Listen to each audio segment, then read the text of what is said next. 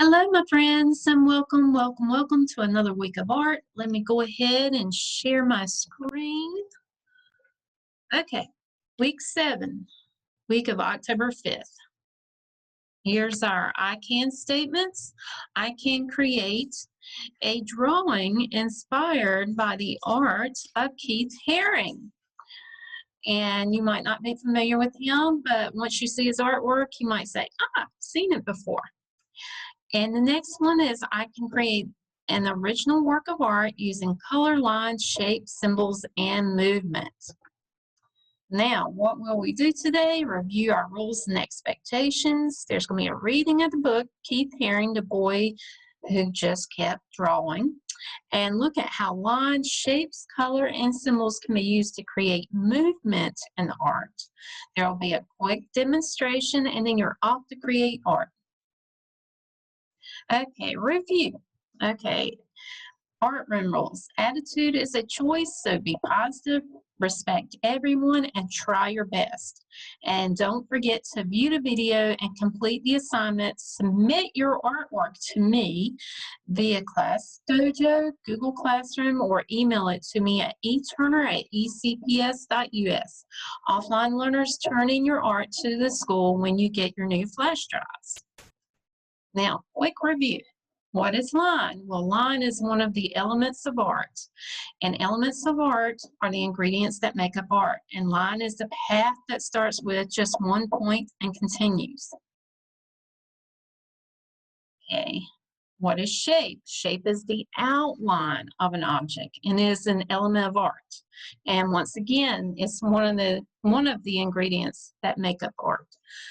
We talked about geometric shapes, basic shapes, circle, triangle, rectangle, oval, square, diamond, and organic shapes like a leaf or flower would be an organic shape.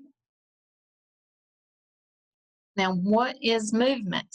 Well, movement is one of the principles of design. And remember I said principles of design works together with the ingredients and elements of art. And movement is the path that your eye takes through the work of art, repeating shapes, colors, lines.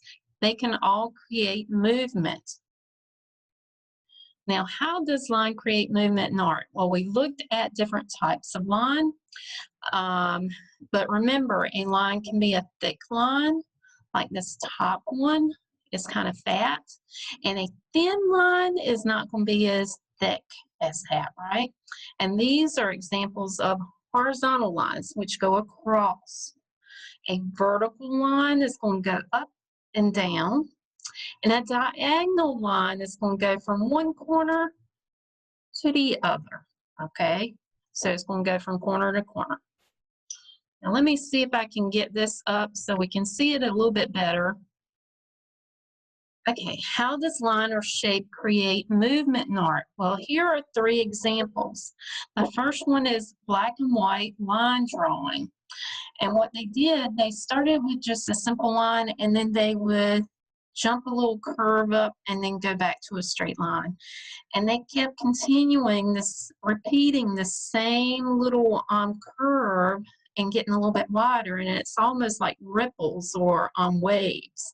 The second one uses color and shape, and it looks like someone is digging a hole with a shovel, and they started with one figure, one person, and then they drew it again and changed it slightly, and each time kind of tilting it as if the body is moving. So they're repeating the same figure, but changing it slightly. And the same thing with the shovel. And you notice that they changed the colors. They did that. So it does look like movement in one painting or drawing. This last one, they took a photograph or a series of photographs that demonstrate movement, okay, a person walking. And then they kind of isolated and figured out where is that line where the shoulder and the elbow and the hand and the leg when it bends. And then they just drew those lines, added the shapes as well, and used color, limited color. But you can see how they use line, shape, and they repeated it, and they used color with it. Now, here's our story. If I can get it to come up, if they'll cooperate. Boy who just kept drawing. Written by K.A. Haring, illustrated by Robert Newbecker. There was a boy named Keith. When he was little, his father taught him how to draw dogs and fish and funny things. His dad would draw a line, then Keith would draw one. Soon, the whole page would be full. From that time on, Keith never stopped drawing.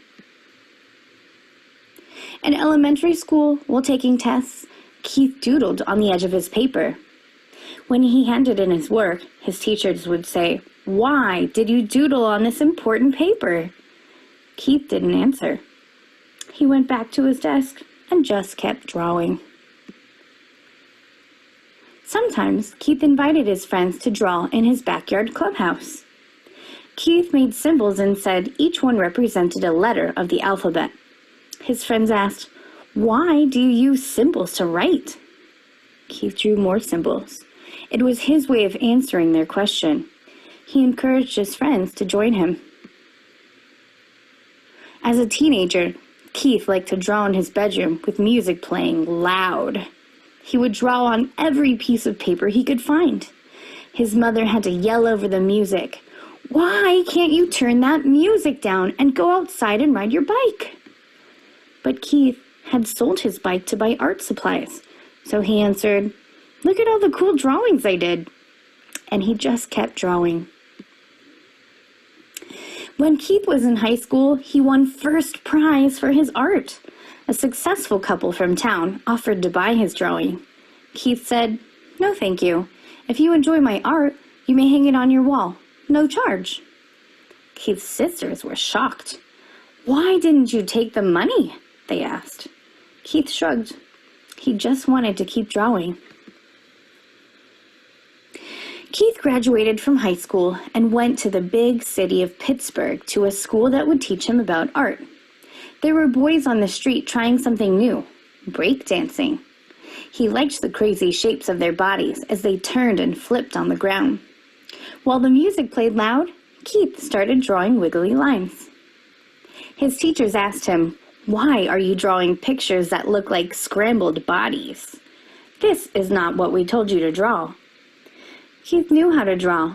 He just wanted to draw in different ways. And he kept drawing. Keith moved to the huge city of New York when he was 20, so he could draw with other artists.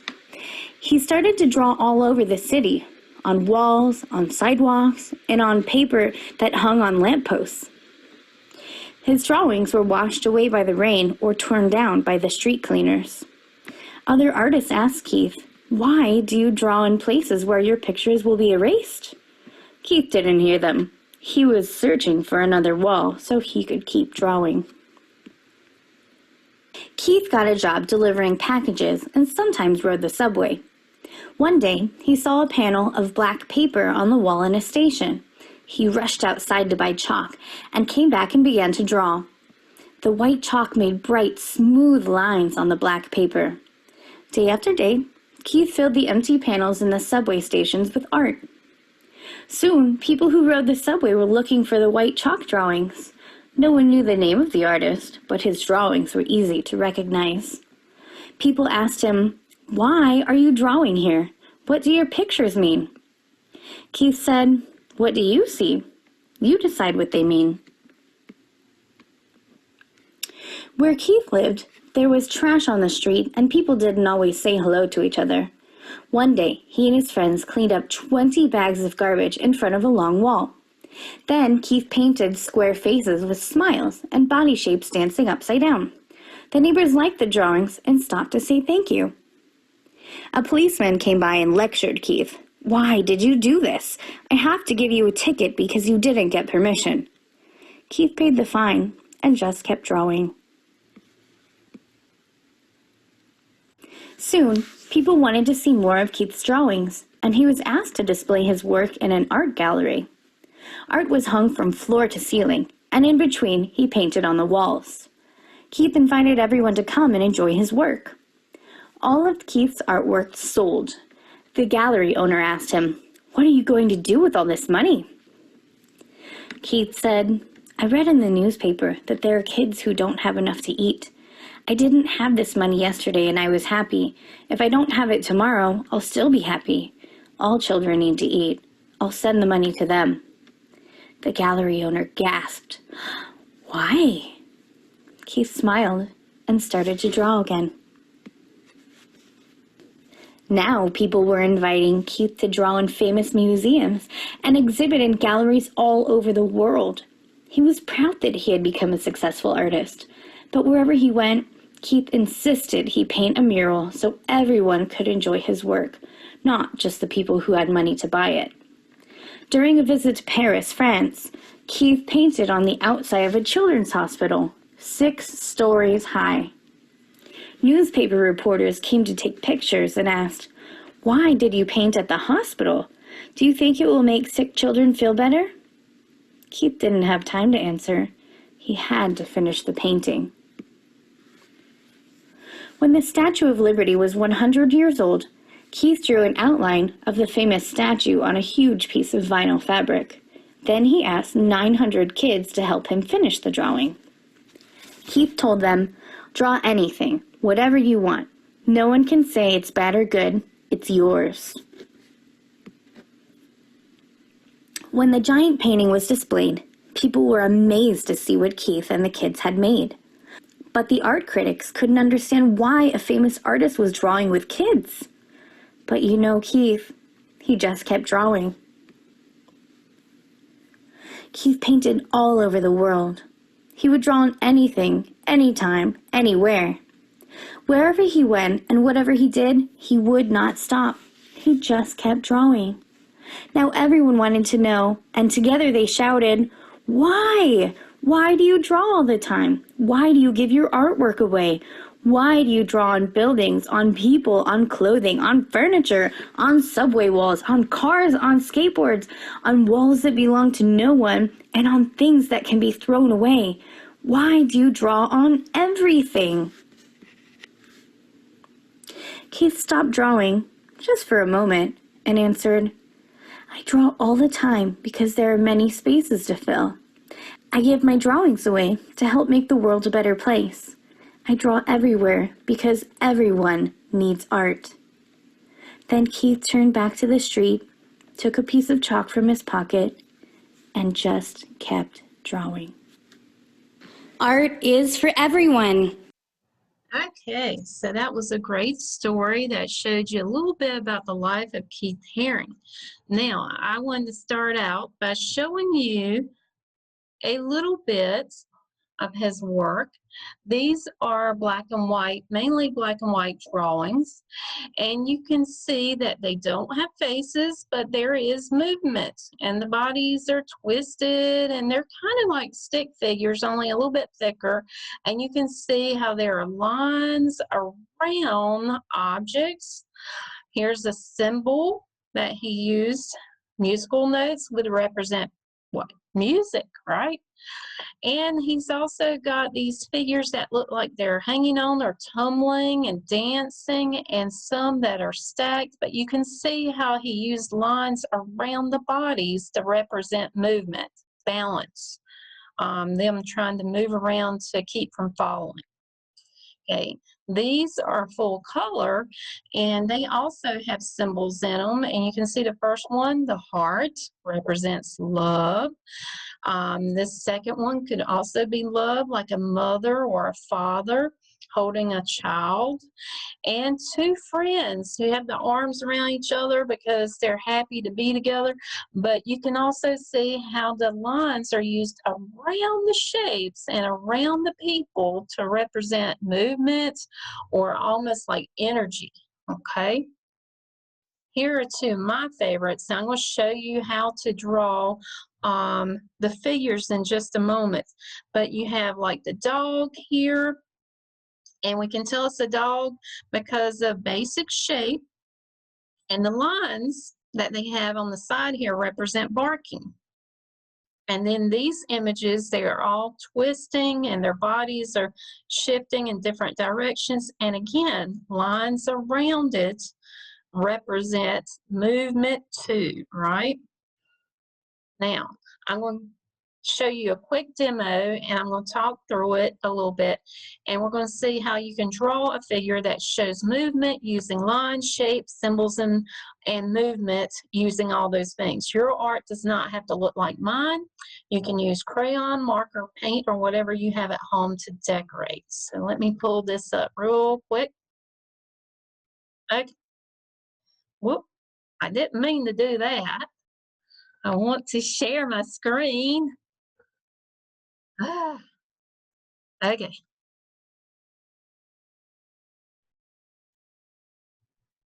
Here we go. That's what happens when you're rushing. And let's start at the beginning. Here you've got the same figure. Okay, here's one that's holding the earth. Here's one holding a heart. Haven't finished tracing that, but I wanted to show you that one. And I'm going to show you the basic how to draw a figure starting with the stick figure. And if you remember last year we did like some bubble letters. I showed some of you how to do that. This is basically the same thing, but we're going to start with a stick figure. And this one is going to be kind of squatted and holding up something, okay? Don't want to give it away right away.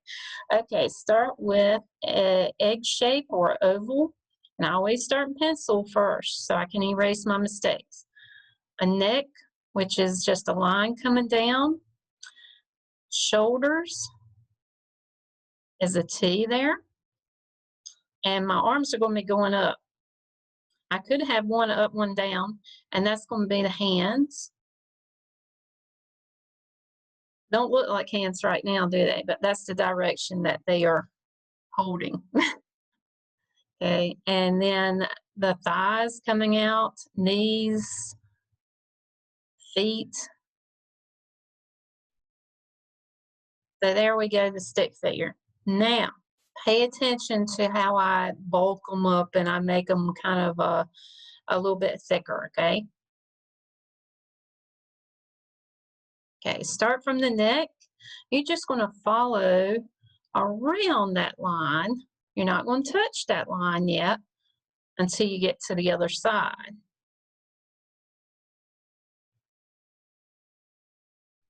Got the feet. You see how he's starting to thicken up some?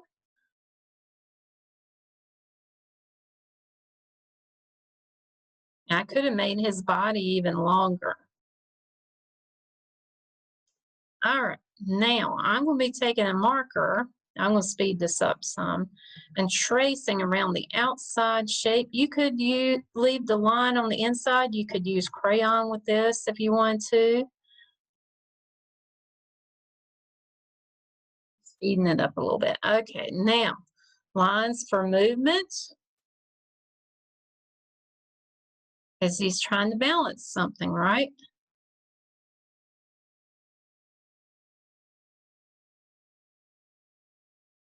Okay, now I'm going to have him standing on something. So I put a line there for the horizon line. Now you get to see what he's holding. And he could hold almost anything. I could have put a big hat on him, a light bulb up there for, an idea. I'm making my line a little bit thicker. Remember we talked about thick and thin lines. Oh, there's the face. It's the sun. It's so hot. Okay, so I could add more lines in here. Maybe he's at the beach trying to stay cool because he's holding up the sun. And thicken up my lines.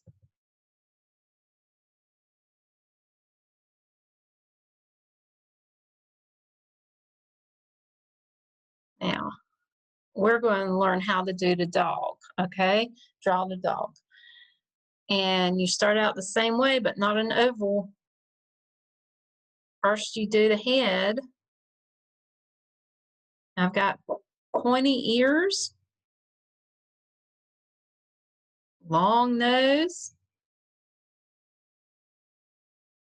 and I'm doing this in marker just so you can see it.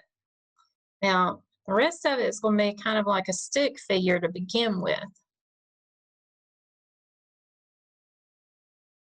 It looks kind of silly adding the legs. He looks like he needs to eat. Now, I'm going to do the same thing I did before and just have a line that follows around those lines.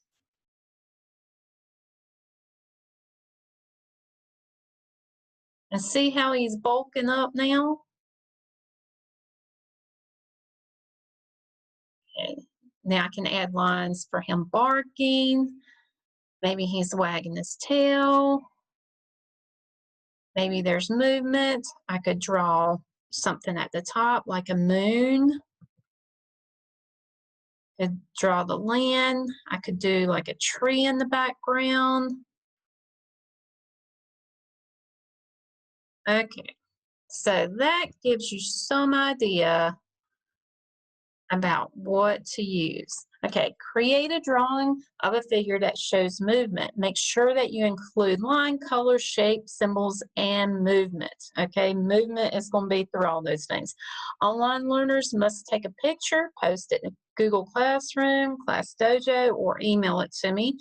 And offline learners must turn it in when their finished artwork when they return to school to pick up another flash drive.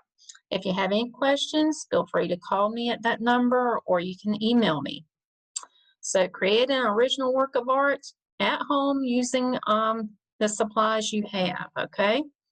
I can't wait to see your art. This should be pretty easy and fun and hopefully very colorful. I love you, I miss you, and I can't wait to see your art. Bye for now.